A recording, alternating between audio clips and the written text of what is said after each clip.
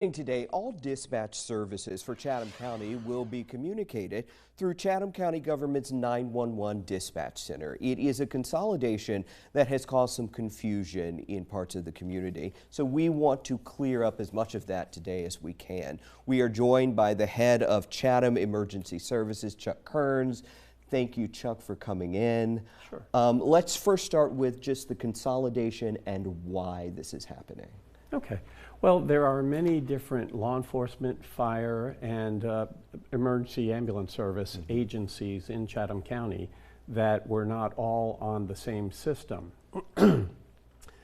People don't realize that our agency, Fire and EMS, is actually a private company. And we're not part of Chatham County government. We contract with them, but we're a private company.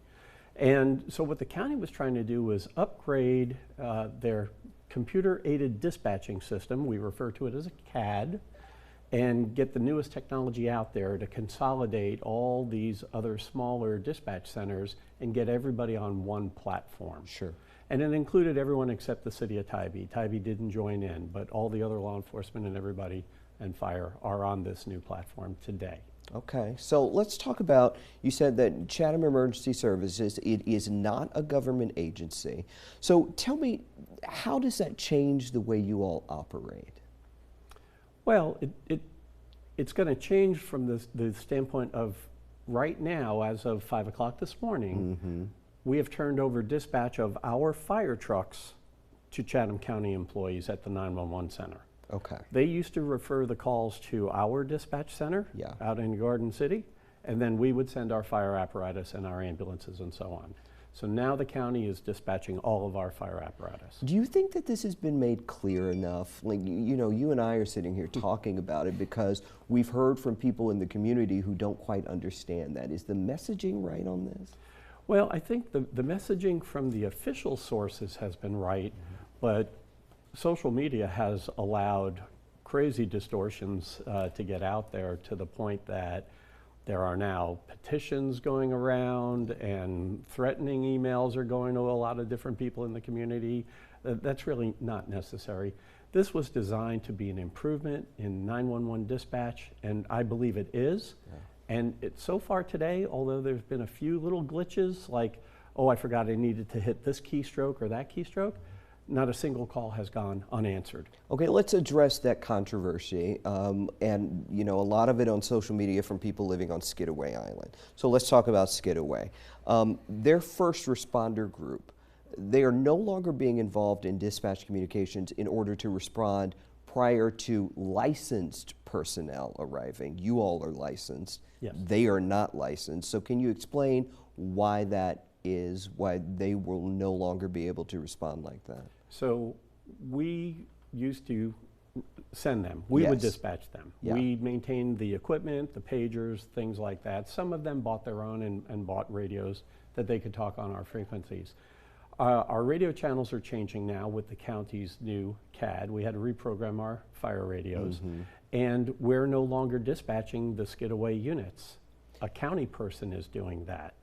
And the county has said that they don't want to dispatch an unlicensed group. Because this comes down to federal law and HIPAA laws, right? That's correct. That's absolutely correct, and that trumps state law. And in what way? Because for those who don't understand HIPAA, there are things you cannot do and things you cannot let be known because of those laws, correct? So many of us have received letters in the mail where, you know, companies we do business with have been hacked and your personal information has been released. Yeah.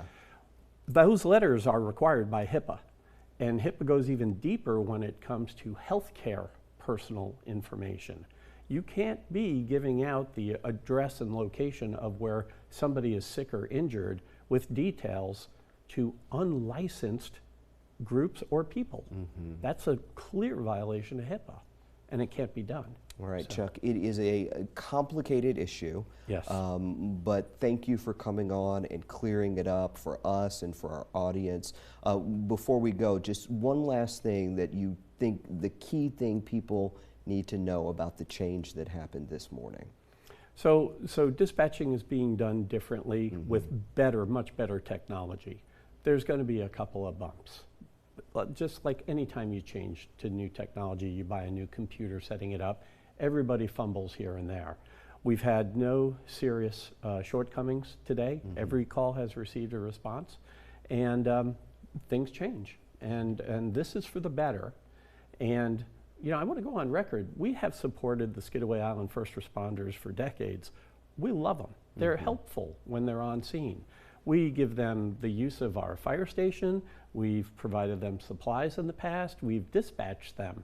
We don't want to see them go away. We just can't violate federal law from our position. And I do know that the county is looking at alternatives, and they're in contact with the state government also to see what else might be done. And we will follow up on that. But that's out of my hands. All right, Chuck, thank you so much. Thank you. Appreciate it.